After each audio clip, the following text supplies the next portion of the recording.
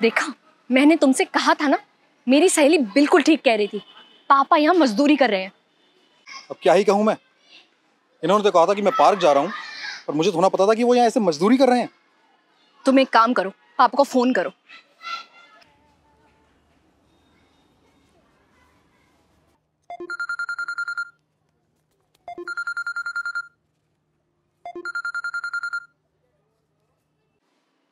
Hello hello पापा। हाँ बेटा सूरज, बोलो। आप कहाँ पर हैं? अब बेटा मैंने बताया था ना, मैं पार्क में अपने दोस्तों के साथ। अच्छा हुआ काट दिया, वरना आज तो भेद खुल जाता। जल्दी से काम खत्म करके घर चलता हूँ। देखा, पापा हमसे झूठ बोल रहे हैं। तुम एक काम करो, पापा की वीडियो बनाओ। जब तक तुम्हारे पास सबूत नहीं होगा ना, पापा नहीं मानेंगे। तुमने ठीक कहा।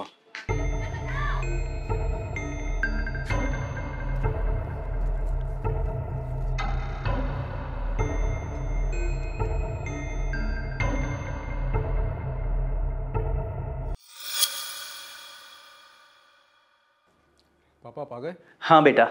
काफी थके हुए लग रहे हैं। हाँ बेटा, बहुत थक गया हूँ।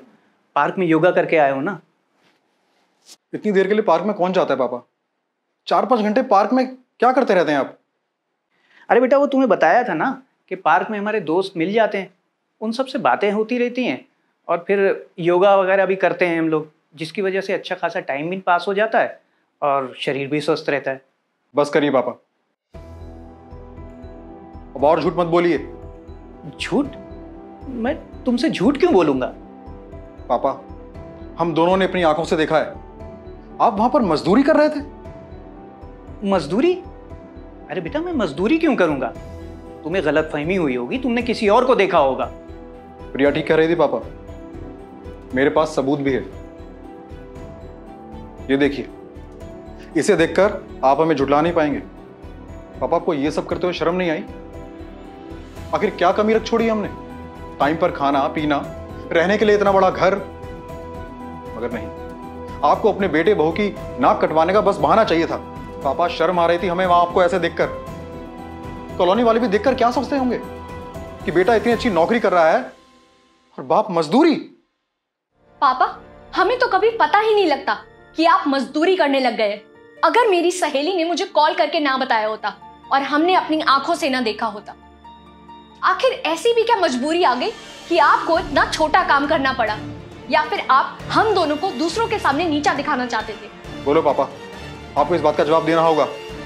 चुप क्यों है पापा? आप कुछ तो बोलिए। इस तरह से मजदूर बनकर के आपको अच्छा लग रहा है? हाँ बेटा, की मैंने मजदूरी।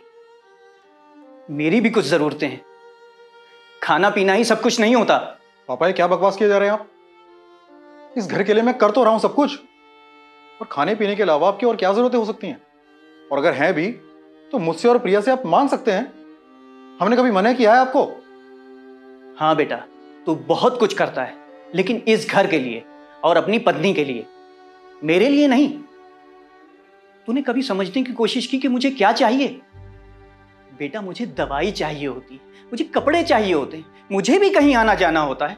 और अगर तेरे बच्चे आइसक्रीम चॉकलेट मुझसे मांगेंगे तो मैं उनसे क्या कहूंगा कि तेरे दादा के पास 10-20 रुपए भी नहीं है? अरे बेटा, तेरे पास तो इतना वक्त भी नहीं होता कि तू 2 घड़ी मेरे पास बैठकर बात कर ले। तुझे कैसे पता चलेगा कि मुझे क्या चाहिए और क्या नहीं चाहिए?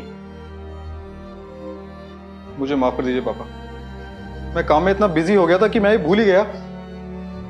खाने पीने के अलावा भी आपकी कुछ जरूरतें हो सकती हैं, जिन्हें पूरा करना मेरी जिम्मेदारी है।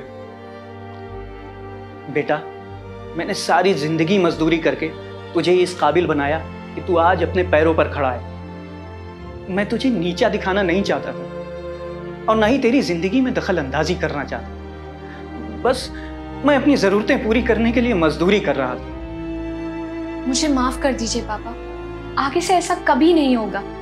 आपको कोई भी जरूरत हो तो आप मुझसे या फिर सूरज से पूरे हक से कह सकते हैं। इनफैक्ट सूरज आपको हर महीने आपके खर्चे के लिए रुपए दे दिया करेगा। हाँ पापा, मैं पूरी कोशिश करूंगा कि आपको किसी भी चीज़ के लिए कहने की भी ज़रूरत ना पड़े। जैसे बचपन में आप मुझे मेरी ज़रूरत के हिसाब से पैसे दिया करते थे, वैसे अब मैं आपका बेटा आपकी सारी ज़रूरतों का ख्याल रखेगा। बस पापा, आप अपना आशीर्वाद हम पर यूं ही बनाए रखें। भगवान की कृपा से मुझे बहुत ही अच्छी बहू और बेटा मिला है। मैं तो बस ये चाहता हूँ कि तुम दोनों हमेशा सुखी रहो।